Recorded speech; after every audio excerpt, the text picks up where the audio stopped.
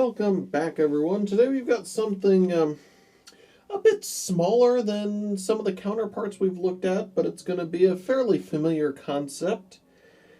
And it's one of those things. I think OWC took note of everything I said their competitor did wrong and upped their game.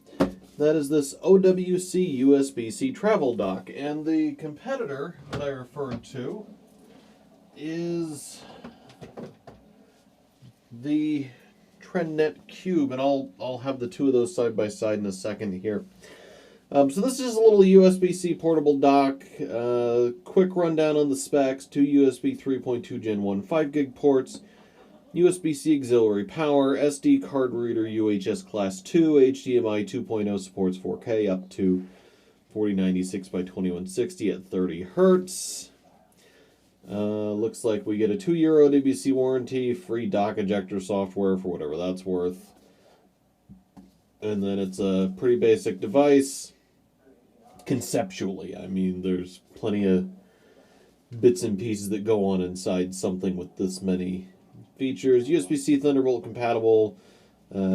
Basically anything with a USB-C port. This is mostly hardware.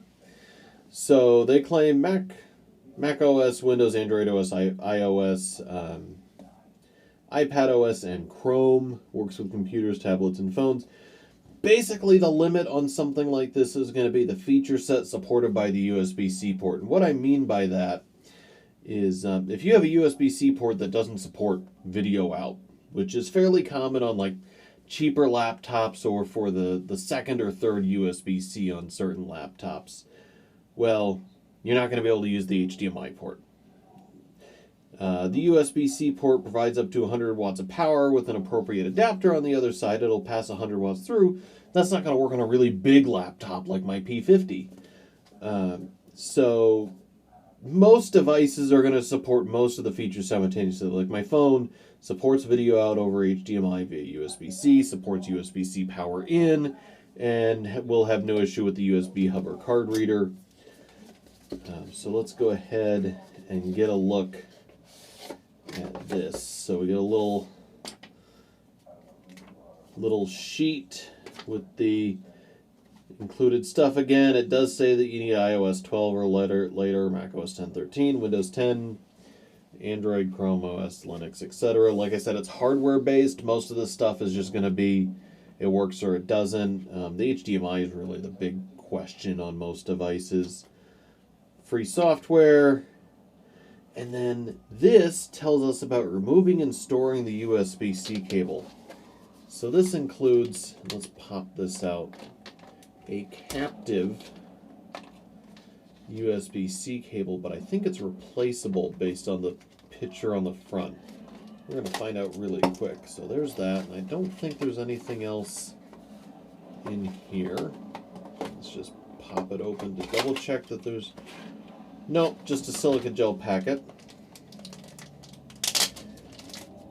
So here's the dock itself.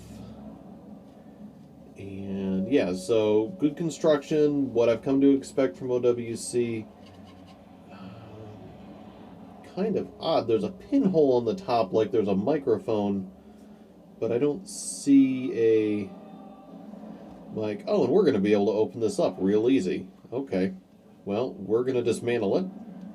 It's not something we normally do with devices like this, but since those just popped right off, I'm more than happy to. Let's just grab a screwdriver while we're sitting here. Alright, so I'm going to assume this is the front. We'll call the blank side the front. One USB, one HDMI, USB-C power in on the back, SD card, another USB. So that's quite a bit. And I compared it to our TrendNet dock here. And realistically, it makes a couple of trade-offs, but gains a couple of huge advantages. So this is the TrendNet USB-C Cube that I've used on and off with various devices so far. And what this can't do, that this does, is this only has 5 volt 4 amps. So like 20 watts of power available to the whole thing. This will pass through 100 watts. what this is missing, in my opinion, that would be a welcome feature, and what this has, is gigabit Ethernet. The extra USB port, give or take. Basically, this has got a pair of 2s. This has 2 3s, whereas this only has 1 3. So you have more USB bandwidth available, even though you have less physical ports. But you do get an SD card slot, which this doesn't have SD. So that's a fair-ish trade-off. The bigger one is the lack of Ethernet. I think is a bummer. I would definitely like to see an Ethernet port included on a device like this. So this is that captive cable, which just slides in and stows in the device. And although I don't like the fact that the cable's not removable, from a travel device standpoint, I see the convenience of that. And it looks like it's probably not difficult to replace if I pull these screws. And this is I think I need a smaller bit. Technique we've seen out of OWC before, where my hunch is that when I open this up, I'll find that this is either 6 or 10 inch USB-C to USB-C cable. That is smaller than 00.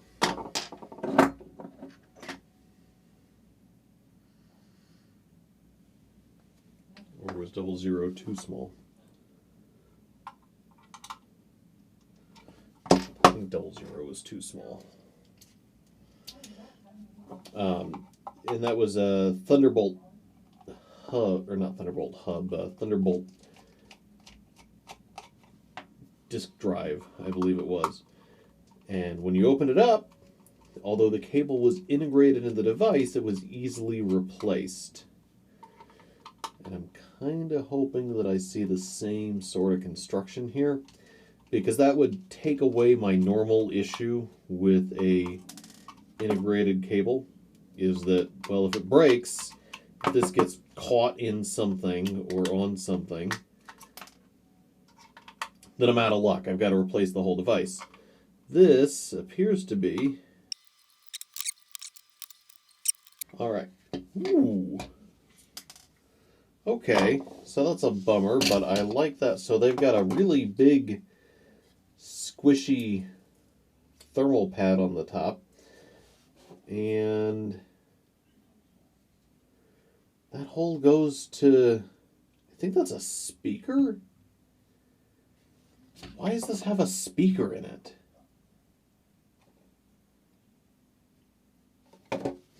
So I'm going to have to plug that into my laptop and see what's going on there. Unfortunately, I can see that this is an integrated USB-C cable, which is a bummer. I was hoping there's a piece of plastic under the sticker here that's a square cutout. I was hoping that was an indication that this was just a C2C internally. Kind of bummed to see that, although it looks like the way this board is designed, there was the intent that there was actually a USB-C port here at one point in the development, and they switched to this integrated cable. Let's see, what all do we have here? So we've got a VLI VL817Q7 chip, VLI 103-Q4 chip, and then something I can barely read,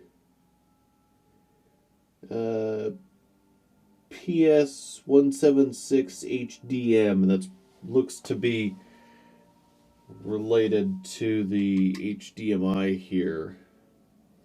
A couple of small ICs for power,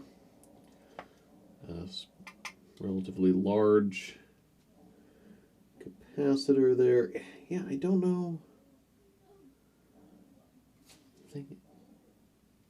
There's a bunch of stuff glued to it too.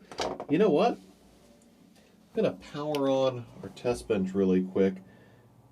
I'm suspicious. Actually, I might not need the test bench. I might be able to just plug power into it. It's an indicator light. I'm sitting here trying to figure out, what is this microphone? What is it? It's the indicator light. Of all the dumb things. Okay. Well, that's not how I would have expected to see it implemented, but it makes sense now. I guess I would have expected the pinhole to be in the metal, or it to not be quite so open. This is an entry point for fluid, which this, I mean, it's got a bunch of ports in it. Unless they sprayed the whole thing down with a conformal coating, it's got plenty of fluid entry points. Alright, so no real big surprises here other than me trying to figure out what that damn LED was. DLI, pretty common for stuff like this. I wouldn't be surprised if most devices like that, or like this TrendNet hub, have a couple of VLI chips in them somewhere. Looking at the board, it's definitely busy enough that I can see that getting Ethernet in here would have taken a little bit more effort. I still would have liked to have seen an Ethernet port somewhere. Beyond that, I'm going to try it with my P50, I'm going to try it with my phone, I'm going to try it with a couple of different things, and poke at it for a while. We'll do a full review of this with the P50. We'll show it connected to probably not a 4K screen, just because I don't have one of those I can drag into the studio, although I will attach it to a 4K screen in my testing. But we'll definitely hook it up to the Viotech GFI 27 here. And I guess I should put those screws in. So I'm going to take a minute and throw this under the Yokio cam and get some detailed pictures of the printed circuit board. Beyond that, I will be trying it with my P50. I'll be trying it with my Android phone. For reference, I have an Android OnePlus 7 Plus 5G. For reference, I have a OnePlus 7 Pro 5G, which is a bit dated at this point, but is still a good phone. And beyond that, like I said, we'll be attaching it to a 4K screen. I can't drag one of those into the studio easily. I'll be attaching it to some of the 2560 by 1440 panels. I'm really curious to see if I can get any kind of higher than 60 Hz refresh rate out of a device like this. Just to amuse myself mostly. And beyond that, yeah, I mean, I'll be carrying it in my bag and using it for a couple of weeks.